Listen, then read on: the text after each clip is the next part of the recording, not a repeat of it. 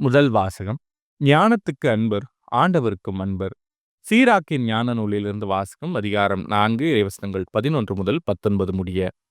ஞானம் தன் மக்களை மேன்மைப்படுத்தும், தன்னை தேடுவோருக்கு துணை நிற்கும். ஞானத்திற்கு அன்பர், வாழ்விற்கும் அன்பர். அதனை வைகரையிலேயே தேடுவோர் மகிழ்ச்சியால் நிரம்புவர்.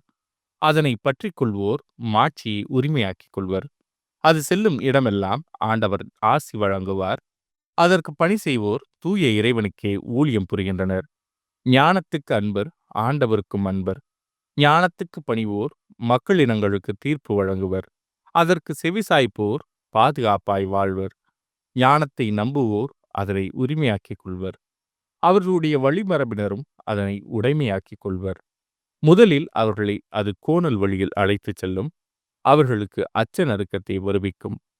தனக்கு அவர்கள் மீது நம்பிக்கை ஏற்படும் வரை அவர்களை அது கண்டிக்கும், வதைக்கும். தன் நெறிமுறைகளால் அவர்களை சோதிக்கும். அது மீண்டும் அவர்களிடமே வந்து அவர்களை மகிழ்விக்கும். அவர்களுக்கு தன் இரகசியங்களை வெளிப்படுத்தும். அதை விட்டு அவர்கள் விலகிச் சென்றால் அவர்களை அது கைவிட்டுவிடும். அழிவுக்கு அவர்களை இட்டுச் செல்லும். இது ஆண்டவரின் அருள்வாக்கு. இறைவா, உமக்கு நன்றி. பதிலுரை பாடல். திருச்சட்டத்தை விரும்புவோருக்கு மிகுதியான நல்வாழ்வு உண்டு. உமது திருச்சட்டத்தை விரும்புவோருக்கு மிகுதியான நல்வாழ்வு உண்டு. அவர்களை நிலைகுலையச் செய்வது எதுவுமில்லை.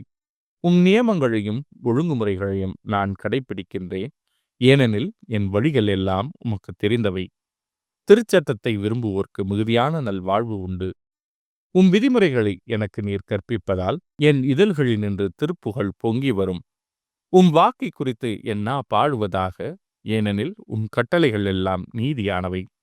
திருச்சட்டத்தை விரும்புவோர்க்கு மிகுதியான நல்வாழ்வு உண்டு. ஆண்டவரே, உம்மிடமிருந்து வரும் மீட்பை நான் நாடுகிறேன். உமது திருச்சட்டத்தில் நான் மகிழ்ச்சி அடைகின்றேன். உயிர் பிழைத்து நான் உம்மை புகழ்வேனாக. உம் நீதி நெறிகள் எனக்கு துணை புரிவனவாக. திருச்சட்டத்தை விரும்புவோர்க்கு மிகுதியான நல்வாழ்வு உண்டு. நற்செய்தி வாசகம். நமக்கு எதிராக இராதவர் நம் சார்பாக இருக்கிறார். மார்க் எழுதிய தூய நற்செய்தியிலிருந்து வாசகம். அதிகாரம் 9 இறைவசனங்கள் 38 முதல் 40 முடிய. அக்காலத்தில் யோவான் இயேசுவிடம், போதகரே, ஒருவர் உமது பெயரால் பேய்கள் ஓட்டுவதைக் கண்டு நாங்கள் அவரை தடுக்க பார்த்தோம். ஏனெனில் அவர் நம்மை சாராதவர் என்றார். அதற்கு இயேசு கூறியது, தடுக்க வேண்டாம். ஏனெனில் என் பெயரால் வல்ல செயல் புரிபவர் அவ்வளவு எளிதாக என்னை குறித்து இகழ்ந்து பேச மாட்டார். ஏனெனில் நமக்கு எதிராக இராதவர் நம் சார்பாக இருக்கிறார். இது ஆண்டவரின் அருள்வாக்கு. கிறிஸ்துவே, உமக்கு புகழ்.